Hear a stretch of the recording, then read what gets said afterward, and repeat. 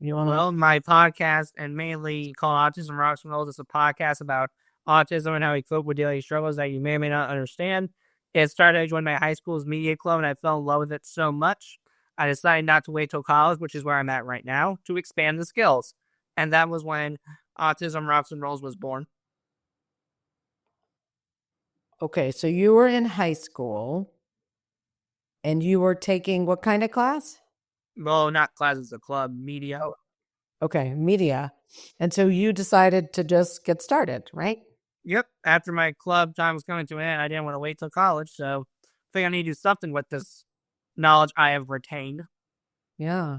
Wow. And so you picked the topic of autism, right? So that Yep. you could educate more people?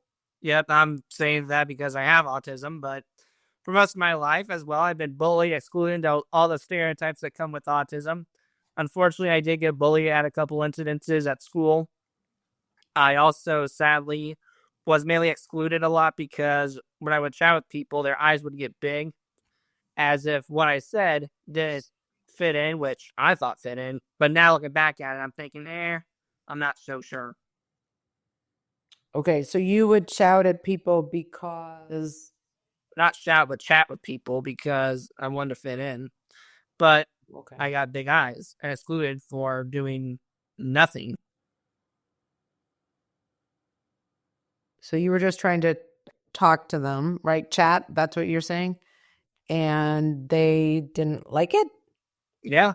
But I thought I liked it, and I thought the remarks I stated were fitting in, but apparently not to them. But I think it was too because they don't like different. Mm. And unfortunately, when you are labeled different, you're going to get pushed off to the side. Right. Now, were you in regular classes with them or did you have special classes or what? I was in regular classes, but after we did the activity with the lecture or the notes, I would go to what they call the resource room to get extra time on test or extra accommodations. Okay. Wow. And where did you grow up? What part of the country? Indiana, Southern Centralish. Oh, okay. All right.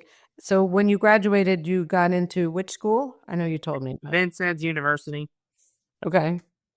And what are you studying? broadcasting. Vodka. Okay. So you've had your show. You said you did them every 13 days. Why 13? Well, it was 16, but then sponsors started not getting happy with me, so I shifted it to 13 because, in my opinion, it's enough to keep the listeners excited about the episode, but also enough to not do it bi-weekly because, in my opinion, you got to also keep their attention by making them anticipate a Mm. little bit. Wow. And where is your podcast? Where can people find it? All your favorite media social platforms on autismrocksandrolls.com, the website Okay. where the TED Talk was you showed, and Mhm. then Podbean, Spotify. If you Google me or search engine optimization, something will pop up. Wow. So are the people that you know, are they very impressed with you? I like to think so. I mean, I guess I'm doing something right because people keep on listening. Yeah. Do you know how many listeners you have? I have 360 over 300 followers, and to date, total 20.2K downloads. I think Wow. Wow. So how do you publicize what you're doing? publicized. What do you mean by that? Like how do people find you? How do they know to listen? Oh, well, go on the podcast is one thing for sure, but we got a Facebook page, Instagram page. I just try to also post resources to show that this movement is bigger than myself. Because back at a point when it first started, I was like, oh my goodness, look at what Sam can do with autism. Now it's look at what these other people plus Sam can do, even though they might struggle with something social and have autism, they can still do things.